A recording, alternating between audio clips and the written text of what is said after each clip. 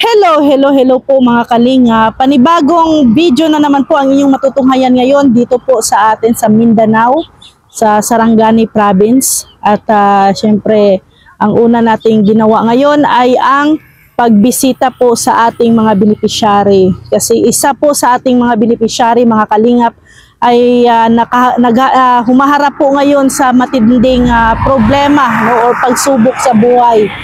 Ito po yung si Tatay William, mga kalingap, yung pinabahayan po natin. Unang pinabahayan natin dito sa Sarangani Province, sponsored by Marilyn Chang, no, sila Manang Tabolin Vlogs, no, na sila na grupo. At syempre, ating kukumustahin at pakinggan po natin kung ano po ang matinding pagsubok na hinaharap po ng pamilya ni Tatay William. So tara mga kalingap, samahan niyo po kami at kukumustahin po natin si Tatay William sa ating pagbalik ngayon dito sa Mindanao. So mga kalingap po, ito po yung negosyo po ni Tatay William, mga kalingap, no? Yung kanyang kahoy. So binibenta po yan nila dito, mga kalingap, no? Yan po yung kanilang source of income, no? Yung mga kahoy na yan, no, binibenta nila yan para may pambili po sila ng pagkain at syempre masustain po yung kanilang mga pangangailangan.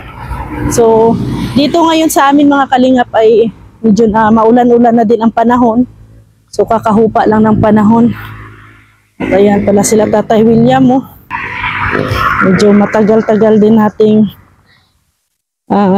hindi nakakausap sila Tatay William. Tay! Maing hapon! Musta? Ha? Mau Japon? Sa may balita? Ito kong bata na nalisuan sa isip na ano to, nakalakaw kapon. Nakalakaw kapon? Alayas. Alayas? Oh, wala na mo maabuti. Alayas. Bukan man dato ni Bantay. So, asa man yan to? Saan nagpunta? Nasa kuwan, ayun to Davao daw. Davao kay dati man to siya magtug Davao. Ini, naikwarta to. Wala lagi. Naglakaw lang to, nagbaktas.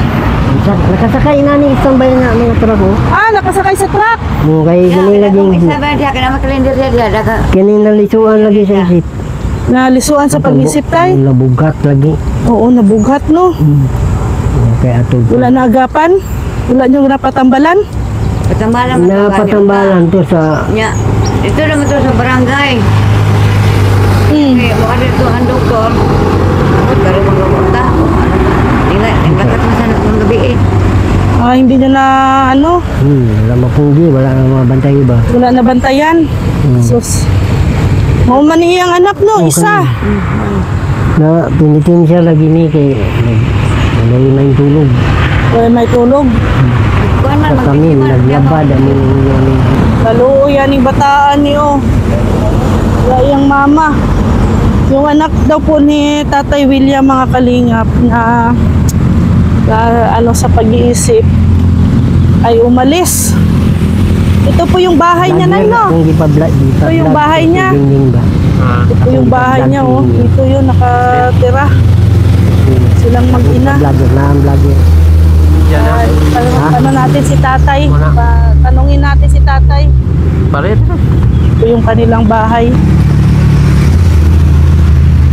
Pinagawa po natin. Yan po si Tatay William. Tatanungin natin si Tatay William kung, Tay, ano bang nangyari sa anak mo, Tay? Isa kayo pangalan na to, Tay? Si Christina. Christina? Oo. Nanong nalisuan man sa iyang pag-isip? Nabugat to siya, nagsugod to siya ang problema. Sa pito pa ni kabulan sa iyang tiyan. Nag-umpisa ang problema ni Christina nung 7 months pa itong bata niya sa tiyan niya. Oo. Tapos, bakit anong problema nun? Ang amahan nani, Yung tatay ng bata? dili nagtrabaho niya, nagkasabot sila, nag-ipon sila. Oo, nag-ipon Pero sila. taga Matina, Davao Oriental to. Ang lalaki? pag eleksyon to ni Duterte sa una, minguli ka ditong boto. Oh. Pero sariya na tawag sa iyang pamilya, kaya naman si pamilya doon. May sariling pamilya Oo. ang lalaki. Oo. Pero alam ni Christina na may pamilya to. Nakikipon. Naibalaan niya ka ng wana, dayon ng Lakaw. dahil na Nung nag-ipon sila, nagsama sila sa isang bahay, hindi niya alam na may pamilya yung Oo. lalaki. Oo, hindi Pero ko buntis kabalo. na si Christina that time. buntis na. Oo. Karon, yung uli ang laki kay dito mo buto. Oo. Pag abot dito, nabalitaan na mo nga gipatay sa pamilya. Sige. Gipatay. Ipatay ang lalaki. Gulgul ang liog. Oh. So patay na yung lalaki ngayon. Patay na. Oo. Yan nagsugod yung paglimahan to, nagbata siya. Hantod ng kami- anak. kami ang nagkuhan. Kayo nag-aruga. Diya nagsugod yung mga problema nga mura o mahinuktukan niya mo ginan. Kailangan mag-relax ka kay normal lang na siya. Oo. Nya ini karon nga nasubra na tuig. Kaya kini paningkamot niya. Nagkapas mo. Oo. Kay luwan man siya. Napasaran siya ng kain. Walang kain. Kay manguha siya og duwan, manguha siya lukay kay buhaton niyang silid kay baligya. Baligya, oo. Lagi na magulang nga pundo lang ka diri. Tapos sabay kayo mangahoy. Sahay mo sabay siya. Nya kay bugat man pasan ko hunong nila na kay kaya maghinay-hinay o pangabuhi kanang pangwarta na to pambugas. Kato siya libre kitog sudan diha sa anong kalendarya diha murag wala gid siya ka-relax. Nag-umpisa atong simana ning agi, atong bulan ning agi. Nadala siya ning bata. Pangitaon niya si Jose kay nara daw diya sa sulatan na. Yung lalaki na... itong nakapabuntis niya. Nakapabuntis Si Jose kanya. man to, Pero patay na yun. Oo. patay na doon. Ano natin, clarify natin. Naibalaan niya nga patay na. Oo. So, nabalik sa isip niya na naghihintay ang lalaki. Dala niyang bata. Niya kay kami po, nakahirin. Di kuha niya sa magulang ang bata kay siyempre kung dalo niya basin sa bata di maginihatag ganto dito.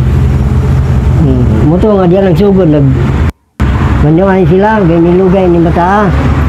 Yan ingon man tong inana. Putol di gana ko nihatag nimo. Gusto niya dalhin ng bata. Tapos di complain sa pulis.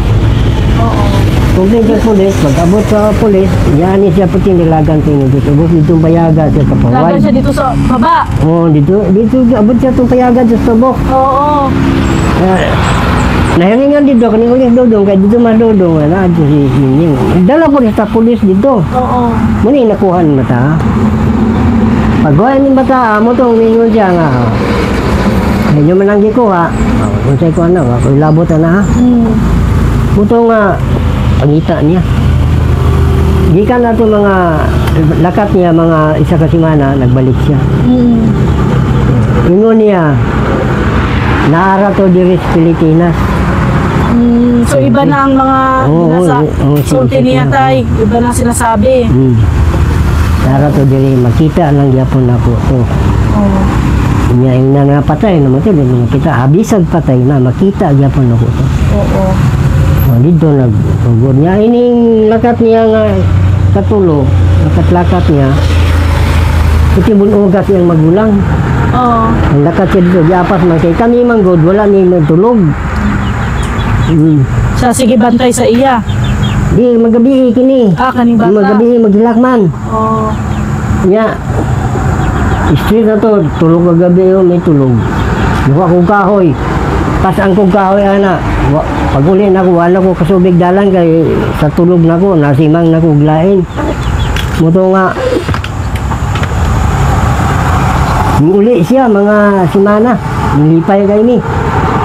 Tulog na po siya ka gabi balik ko paglakan. Mutong giapas magulang. Itong gikulata. Nakaw lang siya tayo o nagsakay? Naglakaw kay dire, giing naman na mga dili makuhan, dili. Sak yun. O kanang saybawon ni dire. Ito, wala siya sabaw, naglakad pong dito, di giapas magulang. Naapsan. Mula gito, kibinan. Oh, pero kagabi, mga anong oras siya umalis? Estimate mo. Mga alas city, Ano siya sa gabi, wala na muka bantay? wala na.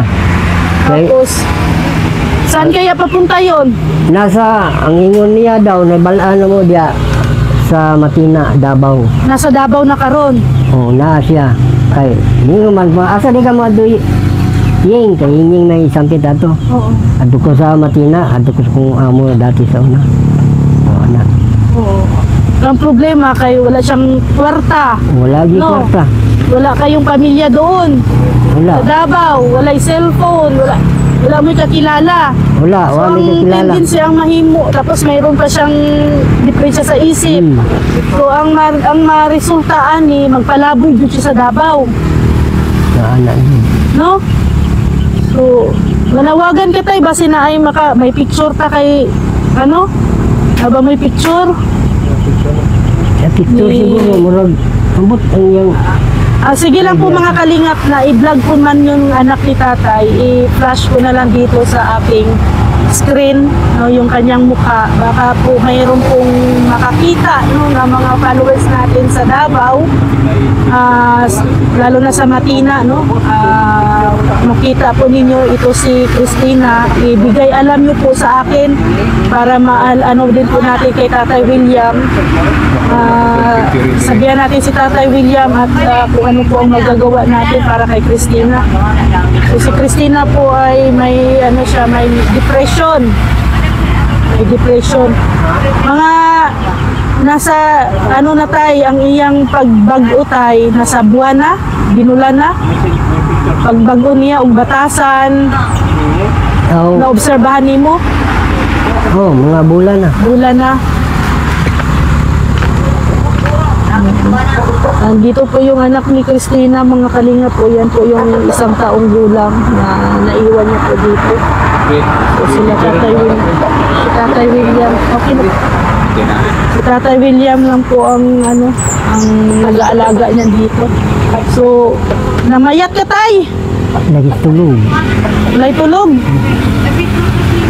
No?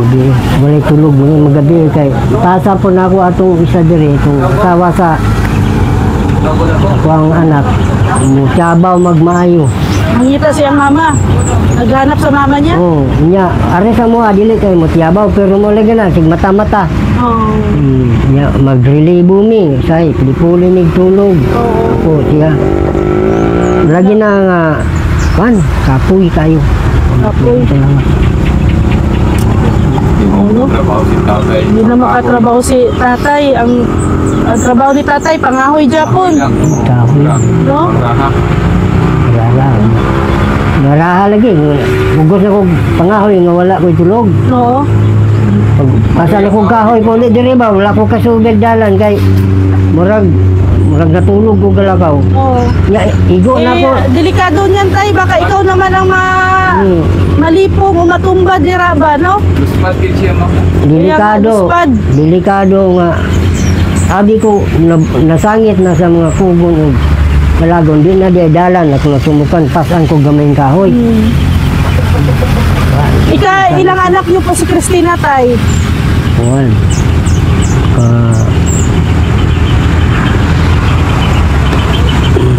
Kaupat. Kaupat. Ang rinig ko kay Rex, kasi pumunta si Rex dito nung nakarang araw, dinala daw ng barangay, pina-check up. Nadala siya kay... Binigyan ng gamot. Wala, kay nadala siya sa chairman sa barangay kay pati magbunuga to yung magulang.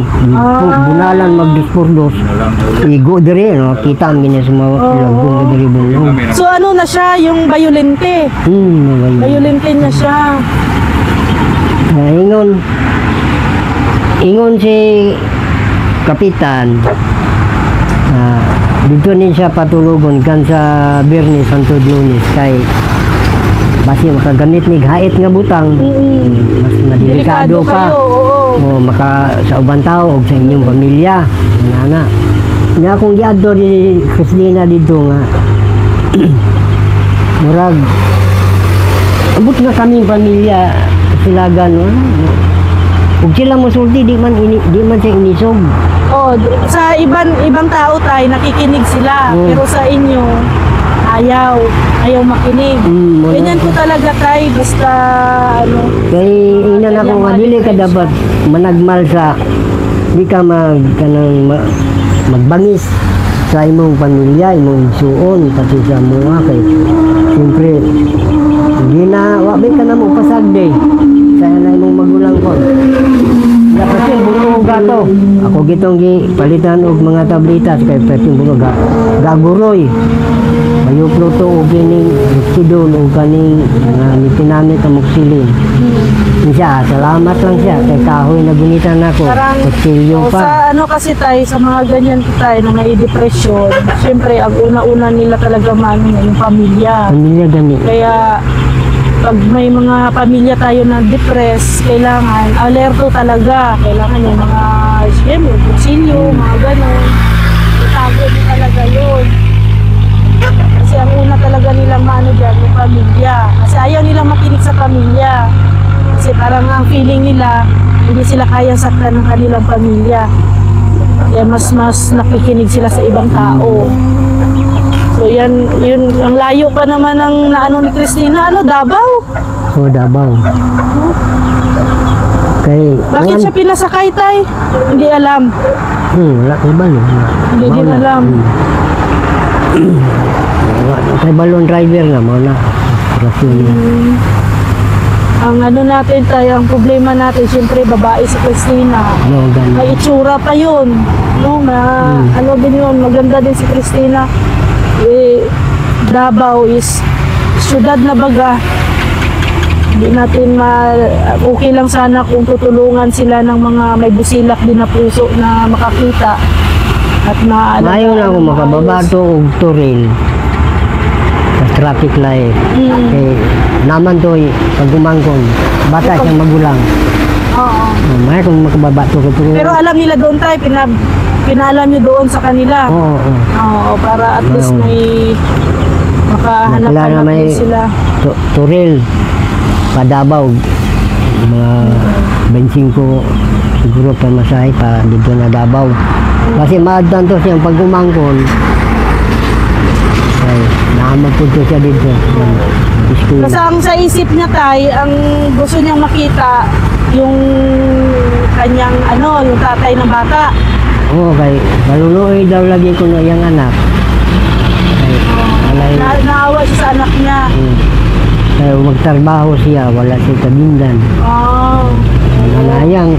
Yang sinultihan ba? Nakapa-stress sa iya, no? Kung ay lang sa nag-una-una ang trabaho kaya ang bata gamay pa. Hindi siya gagigid. Gado, di pa usahe po makita niya po niya kami po ang kapigadoon. Mauna isa jud sa makahatag og depresyon sa tao ay ang kapigadoon. Kung buntang ang tagod sa bagay ngun ako. Adudong ang uling. Kawadon jud. Ko relax lang gud. Yan tayo. Atong inadlaw ni Nagi. Inamang gud ni Sagi among ginakaon. Luag ni Sagi.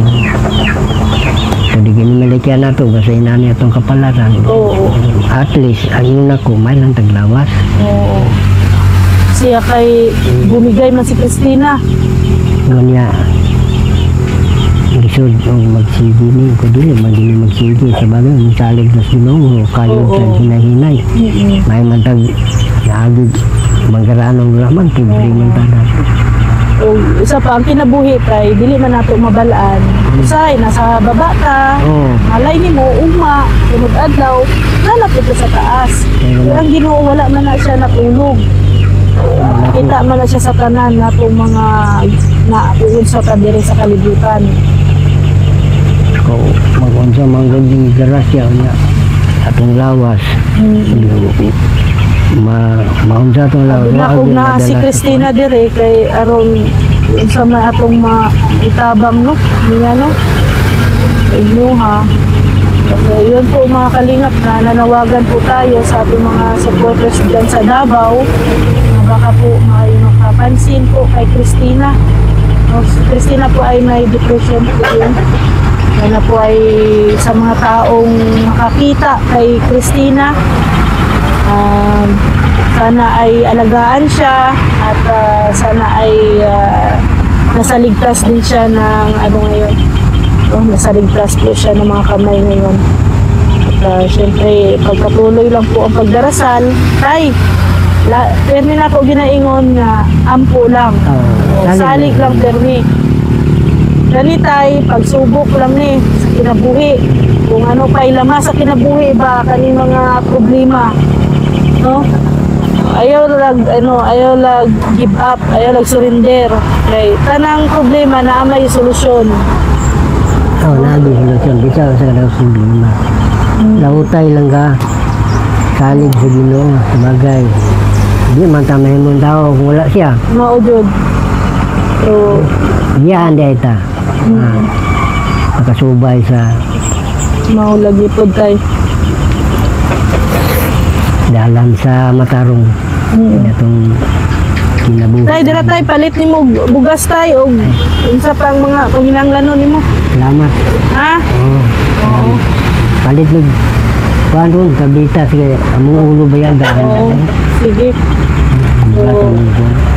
Salamat kayo sa time ni mo tayo. Wala na to naabtan si Christina. Lagi gahapon kung Gahapon nung tayo kay baccalaureate sa oh, gahapon siya di nakalakaw sa mga lasiki.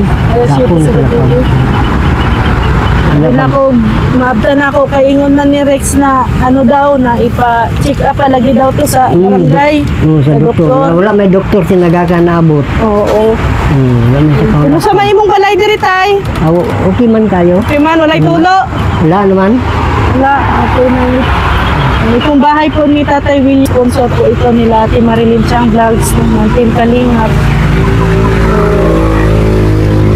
Si Tatay, mayat. Mayat si Tatay. Tulog. Ako kay problema jud. Problema sa anak. Sige tay. Ni kuya. Alright, Bible study pa sila. Tay, unsa may imong masulti? Daghang salamat sa mga nagtabang niya kung tuwala lang lampo sa Ginoo. Nana kay manok. Nayo. Oh, dako kayo. Mong manok. Babaye imong padaghanon. Padaghanon nimo og mao na imong income. Mga dugay, magilasilis ang bulang, madaghan man yun. Madaghan man jud na. Hinahinay lang. Hinahinay lang ta. Basta ka na, mauna, manok. Ano lang, padagano lang ni mo tay, kay kwarta man na tay. Kwarta yung manok.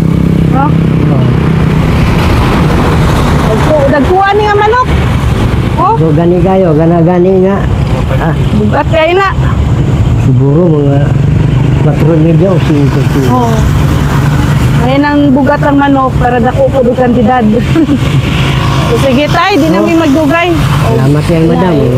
Ayan po nato si Christina na makabalik diri kuhon na ano. Ligtas. Oo, safety. Hindi tay, amping mo tay. Amping po. So, ayan mga kalingap. Kami ay uwi na rin. Ito po yung bahay nila Christina. Si Christina po mga kalingap ay nakasakay po dyan. May po kasi dyan, karinderya. So yung mga truck na papuntang Davao, dyan po kumakain. So dyan sumakay si Christina. Ito po yung bahay ni Christina. Oh.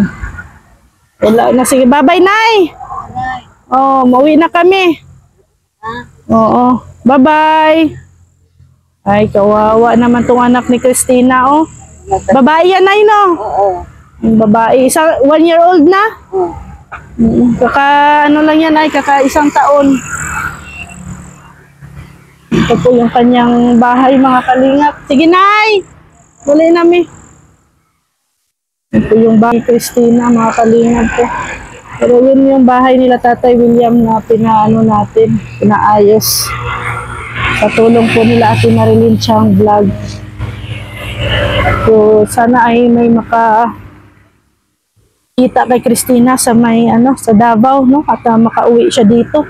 At naisip niya yung kanyang anak. At sila Tatay William po at si Nanay ay matanda na rin po. Siyempre, may mga iniindang karamdaman. Akala ko nga po, mga kalingap, ay madatnan ko ngayon si Christina kasi ipapa-check up daw yun ng barangay. Ang ano po kasi nangyari daw po kasi ay parang nabugbog po ni Christina yung kanyang kapatid. Kaya dinala po si Christina doon sa barangay at doon pinakalma. So, nung time na yon ay wala po kasing doktor, kaya hindi siya napa-check up. Dapat ngayong araw daw po, no, ang check up ni Christina kasi may doktor. Kaso lang kagabi, alas 7 ng gabi ay umalis po si Christina, no? Sumakay po sa truck papuntang Davao. So ngayon ay nasa Davao na daw po si Christina. Yan, dyan lang po siya, oh. Dyan lang po na may mga nakatambay kasi na mga truck dyan. So, papuntang Davao kasi yan. So, dyan po siya nakasakay. Sana ay maisip ni Christina na bumalik para maalagaan po yung kanyang anak. At sobrang kawawa naman po yung kanyang anak. Ito po, itong mga kahoy na to, sa likod po ay ito po yung mga kahoy po na negosyo ni Tatay William, no? Ito po yung kailangan ma-dispose ito para mayroon po silang pambiling pagkain. So sana po, mga kalingap, ipagdasal po natin ang pamilyang ito at syempre si Christina na sana ay nasa mabuting kamay siya ngayon. Kung sino man ang makakakita sa kanya, maalagaan sana po siya, no? Na-depress po si Christina dahil po doon sa ama, no, ng kanyang anak. Pero sa kwento po ni Tatay William, yung ama po ng kanyang anak ay namatay na po. Yun daw po siguro yung paulit-ulit na nasa isip ni Christina ngayon. Kasi gusto po kasi talaga ni Christina na magtrabaho para po sa kanyang anak. Ang problema nga lang ay wala pong maiwanan, no, para sa kanyang anak. Kaya siguro, siyempre sa hirap din ng buhay, no, kapos sa pagkain, kaya ayan po, bumigay na po yung isip ni Christina. So hindi natin naabutan at nandoon na daw po sa Davao si Christina at siyempre ang nakakatakot lang ay wala siyang mga kakilala doon, no, si Christina. Sana love na natin, no, na naabutan natin at natulungan natin kasi kala natin ay napacheck up na siya ng barangay. Pero po kasi wala daw po. Ngayon sana, araw na to ang schedule na may doktor. Kaso lang, kagabi, alas 7 daw ng gabi ay umalis si Christina. So, hindi nakita nila tatay. At saka si Tatay William, sobrang payat na rin. No, namumutla. Oo. Mag-aalaga pa ng bata. Stress. Pag umaga, mag-akit pa ng tao. Tapos yun nga, yung problema niya sa anak. No?